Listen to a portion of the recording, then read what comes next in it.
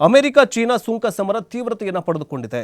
ಈಗಾಗಲೇ ನಿನ್ನೆ ಅಷ್ಟೇ ಏನಂತಂದರೆ ಅಮೆರಿಕ ಮತ್ತು ಜಗತ್ತಿನಾದ್ಯಂತ ಷೇರು ಮಾರ್ಕೆಟಲ್ಲಿ ತಲ್ಲಣ ಸೃಷ್ಟಿ ಮಾಡಿದಂತಹ ಟ್ರಂಪ್ ಅವರ ತೆರಿಗೆ ಯುದ್ಧ ಬರೀ ಜಸ್ಟ್ 10 ಸೆಕೆಂಡಲ್ಲಿ 20 ಲಕ್ಷ ಕೋಟಿ ರೂಪಾಯಿ ಹಾನಿಯನ್ನು ಮಾಡಿಕೊಂಡಿದೆ. ಸೊ ಈಗ ಇಂದಿನಿಂದ 104% ಪ್ರತಿ ಸುಂಕವನ್ನು ಜಾರಿ ಮಾಡೋದಕ್ಕೆ ಟ್ರಂಪ್ ಸರ್ಕಾರ ಮುಂದಾಗಿದೆ.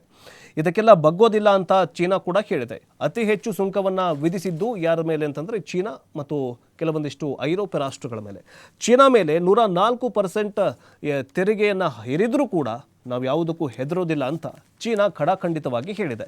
ಚೀನಾದವರು ಏನು ಮಾಡಿದಾರೆ ಅಂತಂದರೆ ಅಮೆರಿಕ ಪ್ರಾಡಕ್ಟ್ಗಳ ಮೇಲೆ ಪ್ರತಿ ಸುಂಕವನ್ನು ಹೇರಿದ್ದಾರೆ. ಹೀಗೆ ಸುಂಕದ ಯುದ್ಧ ಈಗ ಮತ್ತೊಂದು ಲೆವೆಲ್ ತಲುಪಿದ್ದು ಇವತ್ತಿನಿಂದ ಅಮೆರಿಕಾಗೆ ಯಾವ್ಯಾವ ಅಂದರೆ ಅಮೆರಿಕಾದಿಂದ ನಾವು ಏನೇ ಒಂದು ಪ್ರಾಡಕ್ಟನ್ನು ತೆಗೆದುಕೊಂಡರೂ ಕೂಡ ಅದು ಏನಂತಂದರೆ ದೊಡ್ಡ ಟ್ಯಾಕ್ಸ್ ಅಂದರೆ ಅದರ ಬೆಲೆ ಏರಿಕೆಯಾಗಿರುತ್ತೆ.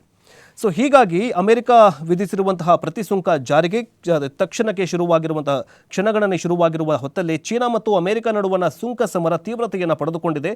ನಮ್ಮ ಉತ್ಪನ್ನಗಳ ಮೇಲೆ ಹಾಕಿರುವ 34% ಹೆಚ್ಚುವರಿ ಆಮದು ಸುಂಕನ ಹಿಂತೆಗೆದುಕೊಳ್ಳದೆ ಹೋದರೆ ಬುಧವಾರದಿಂದಲೇ ಜಾರಿಗೆ ಬರುವಂತೆ ಚೀನಾದ ಮೇಲೆ 50% ಹೆಚ್ಚುವರಿ ಸುಂಕ ವಿಧಿಸುತ್ತೇವೆ. ಜೊತೆಗೆ ಚೀನಾದೊಂದಿಗೆ ಎಲ್ಲ ಮಾತುಕತೆಗಳನ್ನು ಕೂಡ ಬಂದ್ ಮಾಡ್ತೇವೆ ಅಂತ ಅಮೆರಿಕದ ಅಧ್ಯಕ್ಷ ಡೊನಾಲ್ಡ್ ಟ್ರಂಪ್ ಹೇಳಿಕೆಯನ್ನು ಕೊಟ್ಟಿದ್ದಾರೆ. ಹಾಗಿದ್ರೂ ಕೂಡ 50% ಹೆಚ್ಚುವರಿ ಸುಂಕ ಜಾರಿಗೆ ಬಂದರೆ ಅಮೆರಿಕವು ಚೀನಾದ ಮೇಲೆ ಹಾಕಿರುವಂತಹ ಪ್ರತಿ ಸುಂಕದ ಪ್ರಮಾಣ 104% ಆಗತ್ತೆ.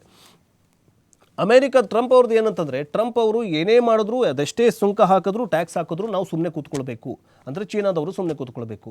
ಚೀನಾ ಏನಾದರೂ ಪ್ರತಿ ಸುಂಕ ಹಾಕಿದ್ರೆ ಅದಕ್ಕೆ ನೀವು ಕಮ್ಮಿ ಮಾಡಿ ಅಂತ ಟ್ರಂಪ್ ಅವರು ಹೇಳಿಕೆಯನ್ನು ಕೊಟ್ಟಿದ್ದಾರೆ. ಅದಕ್ಕೋಸ್ಕರ ಚೀನಾ ಏನು ಮಾಡಿದೆ ಅಂತಂದರೆ ಅಮೆರಿಕದ ಮೇಲೆ 50% ಸುಂಕವನ್ನು ಹಾಕಿದೆ. ಸೊ ಈಗ ಅಮೆರಿಕದ ಅಧ್ಯಕ್ಷ ಏನು ಹೇಳ್ತಾರೆ ಅಂತಂದರೆ ಕಮ್ಮಿ ಮಾಡಿ ಸುಂಕನ, ಇಲ್ಲ ಅಂತಂದರೆ ನಾವು ಕೂಡ ಡಬಲ್ ಸುಂಕ ಹಾಕ್ತೀವಿ ಅಂತ ಹೇಳಿದ್ದಾರೆ. ಅಮೆರಿಕ ಬೆದರಿಕೆ ತಂತ್ರಗಳಿಗೆ ನಾವು ಮಣಿಯೋದಿಲ್ಲ. ಬ್ಲ್ಯಾಕ್ ಮೇಲ್ ಮಾಡುವ ಅಮೆರಿಕದ ಸ್ವಭಾವ ಮತ್ತೊಮ್ಮೆ ಜಗಜ್ಜಾಹೀರಾಗಿದೆ. ನಮ್ಮ ಹಕ್ಕು ಮತ್ತು ಹಿತಾಸಕ್ತಿಗಳನ್ನು ಕಾಯ್ದುಕೊಳ್ಳಲು ಪ್ರತಿ ಕ್ರಮವನ್ನು ಕೈಗೊಂಡಿದ್ದೇವೆ. ಅಂತಾರಾಷ್ಟ್ರೀಯ ವ್ಯಾಪಾರ ಕ್ರಮವನ್ನು ಕಾಪಾಡಿಕೊಳ್ಳುವ ಗುರಿ ನಮ್ಮದಾಗಿದೆ ಅಂತ ಚೀನಾದ ಅಧ್ಯಕ್ಷರು ಹೇಳಿದ್ದಾರೆ. ಬಟ್ ಏನಂತಂದರೆ ಇದು ಚೀನಾದ ಪರವಾಗಿ ಏನಂತಂದರೆ ಮತ್ತೊಂದು ಕಡೆ ಮಸ್ಕ್ ಬ್ಯಾಟಿಂಗ್ ಮಾಡಿದ್ದಾರೆ. ಚೀನಾದ ಮೇಲೆ ಹೆಚ್ಚುವರಿ ಸುಂಕ ವಿಧಿಸುವ ಘೋಷಣೆಯನ್ನು ವಾಪಸ್ ತೆಗೆದುಕೊಳ್ಳಬೇಕು ಅಂತ ಎಲಾನ್ ಮಸ್ಕ್ ಮಾಹಿತಿಯನ್ನು ಕೊಟ್ಟಿದ್ದಾರೆ. ಅಂದರೆ ಎಲಾನ್ ಮಸ್ಕ್ ಹೇಳಿದ್ದಾರೆ ತಮ್ಮ ಆಪ್ತ ಡೊನಾಲ್ಡ್ ಟ್ರಂಪ್ ಅವರಿಗೆ ಖಾಸಗಿಯಾಗಿ ಮನವಿ ಮಾಡಿದ್ದಾರೆ ಅಂತ ಹೇಳಲಾಗಿದೆ. ಇದನ್ನು ಟ್ರಂಪ್ ಪರಿಗಣಿಸ್ತಾರಾ ಅಥವಾ ಇಲ್ವಾ ಅನ್ನೋದನ್ನು ಕಾದು ನೋಡಬೇಕಾಗಿದೆ. ಬಟ್ ಇದು ಸ್ಪಷ್ಟೀಕರಣ ಇನ್ನೂ ಕೂಡ ಸಿಕ್ಕಿಲ್ಲ. ಆರಂಭದಲ್ಲಿ ಟ್ರಂಪ್ ಸಕಾರಾತ್ಮಕವಾಗಿ ಸ್ಪಂದಿಸಿದ್ರು ಕೂಡ ಈ ಪ್ರಶ್ನೆ ಮಾಡಿದ್ದಾರೆ. 2020ರಲ್ಲಿ ಒಡೆತನದ ಟೆಸ್ಲಾ ತೆರಿಗೆ ಸಂಬಂಧ ಪ್ರಕರಣವೊಂದರಲ್ಲಿ ಟ್ರಂಪ್ ಆಡಳಿತದ ವಿರುದ್ಧ ಮೊಕದ್ದಮೆ ದಾಖಲಾಗಿತ್ತು.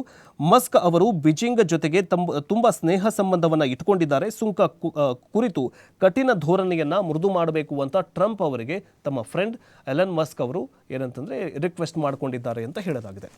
ಏನಂತಂದರೆ ಎಲ್ಲೂ ಕೂಡ ಬಿಸ್ನೆಸ್ ಮೈಂಡ್. ಈಗ ಎಲನ್ ಮಸ್ಕ್ ಯಾಕೆ ಟ್ರಂಪ್ ಅವರಿಗೆ ರಿಕ್ವೆಸ್ಟ್ ಮಾಡಿದ್ರು ಅಂತಂದರೆ ಅವ್ರದ್ದೊಂದು ಟೆಸ್ಲಾ ಕಂಪನಿ ತೈವಾನಲ್ಲೋ ಅಥವಾ ಚೀನಾದಲ್ಲೋ ಇದೆ. ಅವ್ರಿಗೂ ಕೂಡ ಇಫೆಕ್ಟ್ ಆಗುತ್ತೆ. ಅವರು ಕೂಡ ಅಮೆರಿಕಾಗೆ ಡಬಲ್ ಸುಂಕವನ್ನು ಕಟ್ಟಬೇಕು, ಅಂದರೆ 104% ಸುಂಕವನ್ನು ಕಟ್ಟಬೇಕು. ಅದಕ್ಕೋಸ್ಕರ ಅವರು ಏನು ಮಾಡಿದ್ದಾರೆ ಅಂತಂದರೆ ರಿಕ್ವೆಸ್ಟನ್ನು ಕೊಟ್ಟಿದ್ದಾರೆ. ಬಟ್ ಗೊತ್ತಿಲ್ಲ ಮುಂದಿನ ದಿನಗಳಲ್ಲಿ ಈ ಒಂದು ಯುದ್ಧ ಎಲ್ಲಿಗೆ ಹೋಗಿ ನಿಲ್ಲುತ್ತೆ, ಕಾದು ನೋಡಬೇಕಾಗಿದೆ. ಬಟ್ ಇದೇ ತೆರನಾಗಿ ಏನಾದರೂ ಮುಂದೆ ಹೋದರೆ ಟ್ರಂಪ್ ಅವರಿಗೆ ಪಕ್ಕ ಏನಂತಂದರೆ ಹೊಡೆತ ಬೀಳೋದು ಖಚಿತ.